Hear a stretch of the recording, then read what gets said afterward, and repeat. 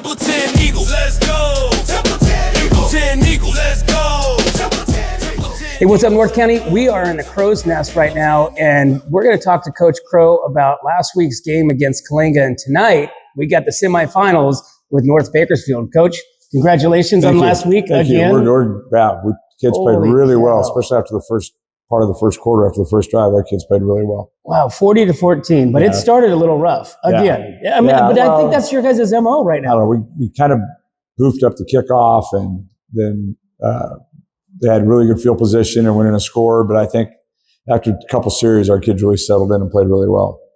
Did you think you executed the game like you guys planned for it? Well, no, actually. Offensively, they came out of defense we'd never seen. Really? Of course, we played them early in the year, and Kobe Sims had a great game at receivers, his first game back, and we threw the ball really well against them. So they came out and dropped like 8 guys into coverage, didn't have very many guys on the line of scrimmage, and we said, well, this is going to be a Tyler game then, Cunningham game, because they were double teaming Kobe all night, playing a bracket coverage over a short guy and a guy over the top and another guy. So it was kind of tough to get him the ball. He caught it a couple times, but it allowed us to really run the ball. And so we kind of had to shift gears in the middle of the first quarter and kind of change what we had planned to do, and it worked out pretty well. You could see the frustration on Colby's body, just because he's used to getting some passes and right. And like I told him at the end of the game, I said, if they're going to do that to you, we're going to do something else, because eventually somebody's going to load the box and try to take Tyler away, and then you're going to get single coverage, and we'll be in good shape. That's why it's really nice to have them both. Be able to do both. But although Armet came out of he had a great play. Game. Great play down the sidelines, caught the ball, broke a tackle, and got away from him, went down the sidelines. But yeah, like I said, they rolled all their coverage to Colby into that wide side, to that side of the field, and so yeah, we were able to take advantage of some other places. So the first half kind of started slow. You guys got the ball rolling pretty well going into halftime. Yeah, and we made the goal line stand, which was obviously huge. That was huge. 1 yard line. Yeah, we stopped them on the one. I think they had 3 attempts at it. Two attempts. Yeah, and we got them stopped. And then they ran out of time. Yeah, they ran out of timeouts. And so that was huge to get them stopped down there. And then we got the ball to start second half. So that was a really good, that was a nice, part of the game for us. We did a really nice job. What was the conversation at halftime? Just keep doing what we're doing, because once we kind of figured it out in the first quarter, really like the second play, we're on the headphones going, hey, they're in a different coverage. They're dropping 8. They're playing a real wide front. There's not very many guys in the box. So let's hammer the ball at them a little bit and see if they can stop Tyler. And that, of course, didn't work out very well for them. Would you consider yourself a second half team? I don't know. Like some games, one game we had 49-7 at halftime. I think we are what we need to be. I mean, I'm hoping that's what we are, because you never know how a game's going to go. Like tonight, we're playing a team that runs 2 tight end veer, and we don't ever see that. So our practices the first couple of days were a little, I wouldn't say bad. They were just trying to get the kids dialed in on what their responsibilities were. It took a couple of days. So now we're going to see it at game speed. And so I have a feeling that a couple of plays early will take us a little bit to get used to it. And they run it well. They really run it well. They're kind of a throwback team. They get 4-point stances in the offensive line and 2 tight ends some of the time, or a lot of the time, and they're coming right at you. Well, one last thing on last week's game. I definitely want to say that second half, your defensive line really stepped up. Yeah, we played really well. Sandoval made some great plays. Yeah, had the sack and a couple other great plays. And Kalinga had been a run-first team all year, and we held them under 100 yards rushing, so we felt really solid about that. Well, I mean, overall, you guys are, I think it's 480 to 170, points, Yeah, something like that. That's pretty impressive, Coach. Yeah, our kids are playing really well. It seems like the combination between the quarterback, the receiver, the running back, and then of course your defense is, you have a 1-2-3 punch. Yeah, and the only way we're good on offense is our offensive line too. Those kids have really come together and are blocking really well, making holes for us and protecting the quarterback. So they, that group makes us go, because they're the unsung heroes, and they do a great job for us. Do you think does your quarterback and your running backs, do they, pretty well show the appreciation for the line? Oh yeah, they do a good job with them. Yeah, that's awesome. Yeah, they know that things don't happen without them. Right. How did this week look preparing for pretty muddy tonight?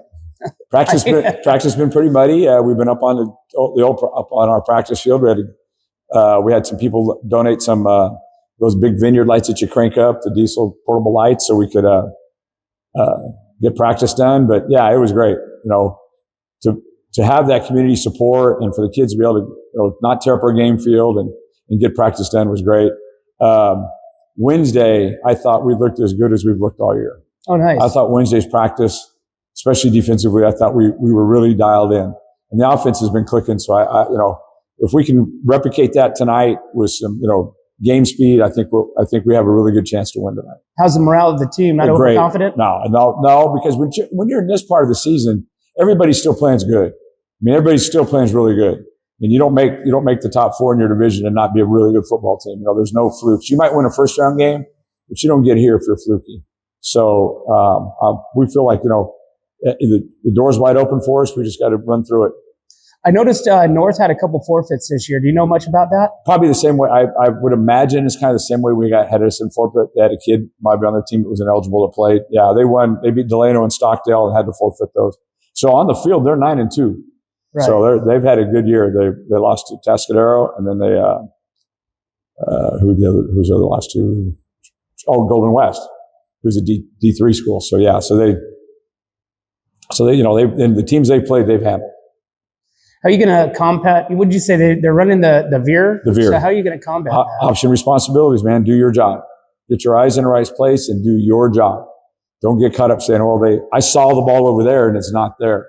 You got to go take your guy and do your job. And then everybody, when the ball comes your side, when the action comes your way, you do your responsibility. And then the backside guys, they run to the ball. Now, North has been running the veer for years, right? We've only played them 2 years. The last 2 years, since Coach Levinson's got there, they've been doing it. So yeah, they've been doing it since he got there, and they're pretty good at it.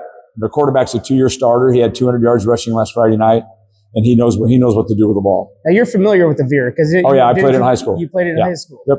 So you kind of know how to. And they look a lot like they run plays a lot like our high school football team did. A lot. That's amazing.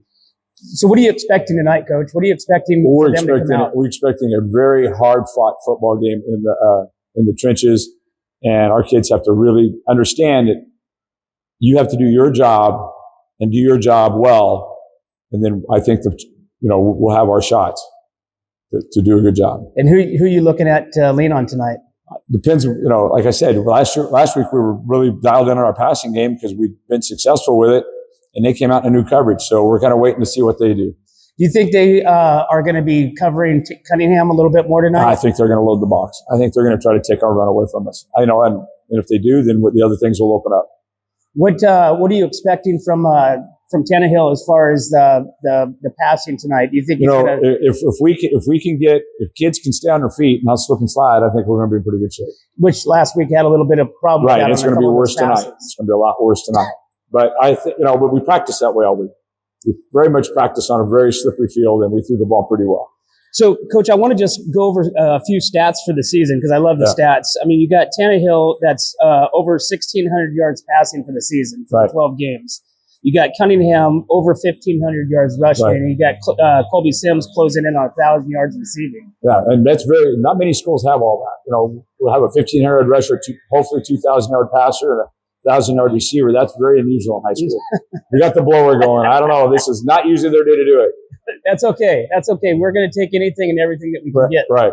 So gates open tonight at 5:30. 5:30. Games at 7. 7 o'clock. Yeah. So they're going to open everything up a little earlier so people are getting in better. So we talked last week a little bit about people showing up early, putting their a few people got in before they got the stadium shut down. So I don't know. I don't know when they're locking it up, but I would imagine this morning it would be hard to get in there to get your stuff down. So in your history coaching, what is your best season record? As a head coach, 11-1. We were 11-1 in 2005. So now you've surpassed that. We're 11-0, so if we win tonight, we surpass it. Yeah. And what about CIF experience? Oh, I've coached. When I first started coaching in 3 of my first 5 years coaching, we won the CIF championship. I was an assistant coach in the Valley, so I thought that was the way it happened all the time, but that's not the truth. So I've coached in 7 finals.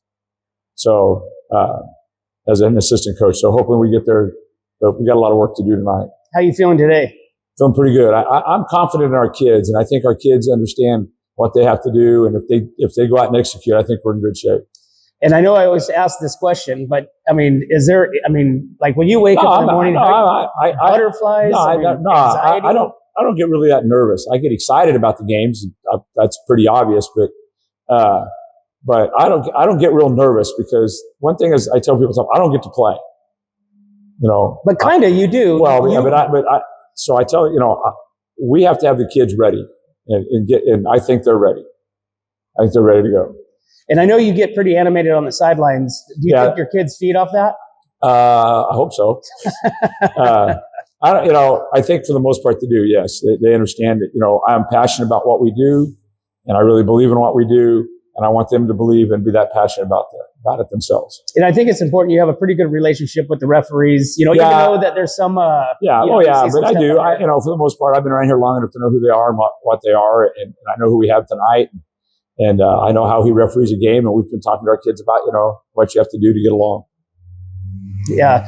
And so I want to make a note, too, that CIF is here, so there's no entry into the games for free. There's no passes. I mean, everything is one way and one way only. Yeah. You bring your GoFan. Yeah, get on GoFan and get your ticket ahead of time if you can. And I think they do take cards at the gate. But, CIF sets all the standards for this. So, we're excited. Can we bring cowbells tonight? Now, with the official we have, the official we have tonight's head of our officials association. Bob Rollin. Yeah, and so he's going to be very sticky on the rules. He is. So and which is fine. I mean, as long as it's the same for both teams, let's play. And as long as if they call things both ways and are fair with both teams, I don't have a problem with that. So that's all we ask is if you call us for something and you see them do it, you call it too. Then we're good. Awesome. Well, Coach, thank you. Congratulations. Thank you. And, again, keep it rolling. Impressive year, impressive group of kids. Yeah, they've really done a good job. And, 1 week at a time. Yes, absolutely. All right, guys. Hey, here in Templeton, guys, tonight at 7, gates open at 5:30. You don't want to miss this game. This is the semifinals against North Bakersfield. This is going to be one hell of a game that you do not want to miss, guys. Go Eagles. Templeton Eagles! Bring it home! Templeton Eagles! Eagles soar, we ride. No limit to the skies. Marching band beats crash. Hear the bad